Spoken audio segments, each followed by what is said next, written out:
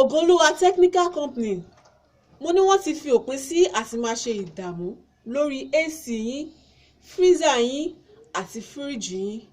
Ní Ògolúwa Technical Company lẹ ti máa rí gbogbo nǹkan wọ̀nyí rà.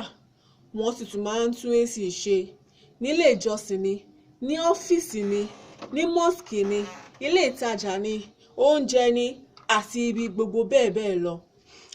Ògolúwa Technical Company lè bá yín install AC yín. Ilé-iṣẹ́ tí àwa fi ọwọ́ sọ̀yà fún ni. Ògolúwa Technical Company wọ́n kalẹ̀ sí Adémọ́kọ̀yà Junction, Baálẹ̀ Road, Àjùwọ̀n. Adémọ́kọ̀yà Junction, Baálẹ̀ Road, Àjùwọ̀n. Ẹ lè ní àǹfààní, ẹ fẹ́ bá wọn dòwò pọ̀ ni, àbí ẹ fẹ́ ra AC ni, àbí ẹ fẹ́ ra freezer ni, àbí ẹ fẹ́ ra fíríjì ni. Ẹ lè pè wọ́n sórí ẹ̀lò wọn 07086898222.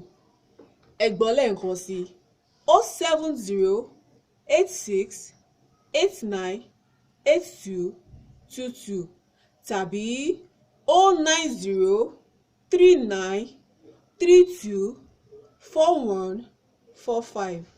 Ẹ gbọ́ lẹ́ẹ̀kan sí 09039324145.